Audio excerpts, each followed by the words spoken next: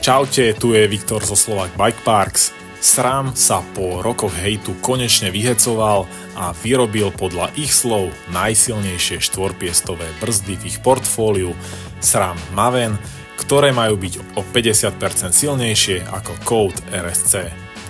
K červenej limitke Ultimate som sa dostal, tak prečo ich nevyskúšať? Čo všetko SRAM zmenil? Oslepol im dizajner? Brzdia? Poďme si nájsť odpovede.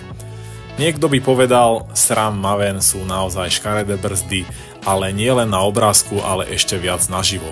Ale je to ten typ škaredosti, ako keď Nikole zabieha jedno očko alebo cecok do jednej strany, no už po jednom pive sa ti aj začnú páčiť. Musím sa teda priznať, že mne bolo aj celkom ľúto, keď som ich dával dole z bicykla po 2 mesiacoch testovania. Robustné strmene sú dvojdielne a spájané až 4 skrutkami, aby nedochádzalo ku krúteniu strmenia.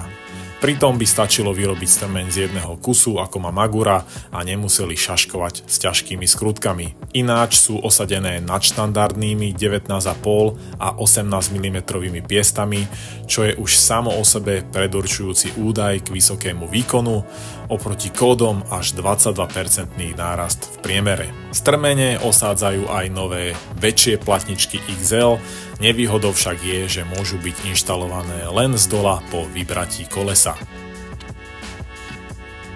Páčky tiež nejako neoslnili sexy krivkami, ale sú nasteroidované kvôli masterpiestu.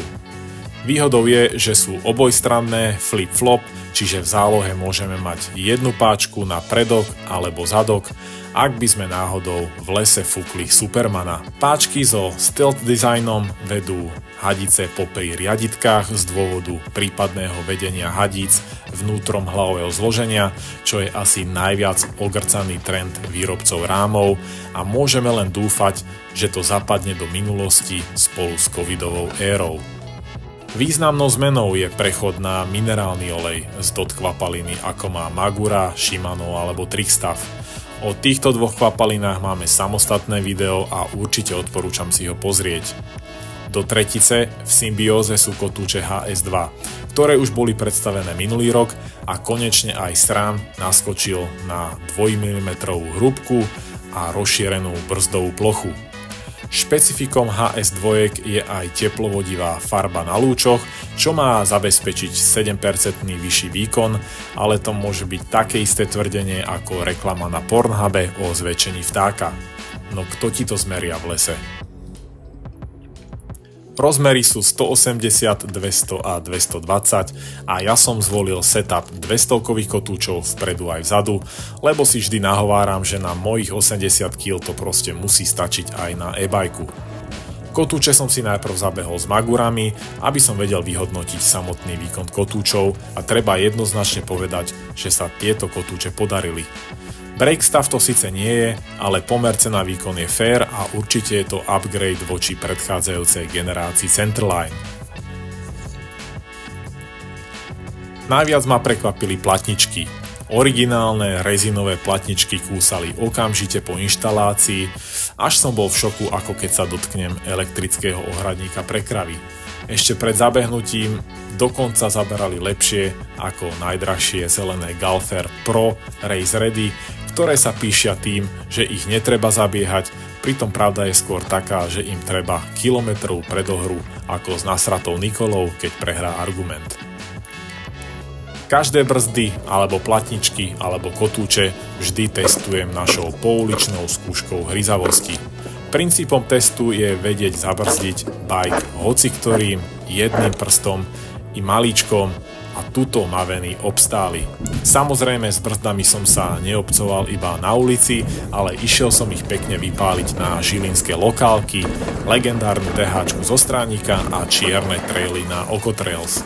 Otázka však znie, stoja za 360 €?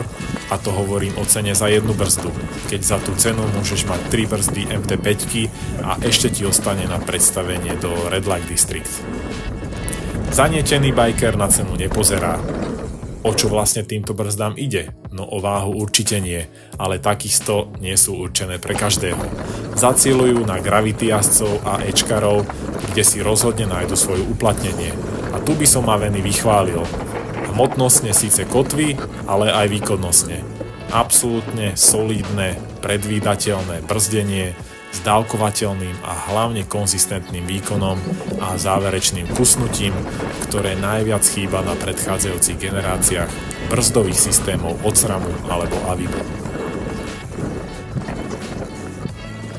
Ak si jedno očko nad cenou prižmúrime a druhé oko nad hmotnosťou vypichneme, tak jediná výhrada smeruje k deadstroke, čo je tzv. Mŕtvý chod páky, pokým sa platničky dotknú kotúča. Nesúvisí to vôbec s výkonom, vypovedá to len o odpore samotnej páky voči stlačeniu.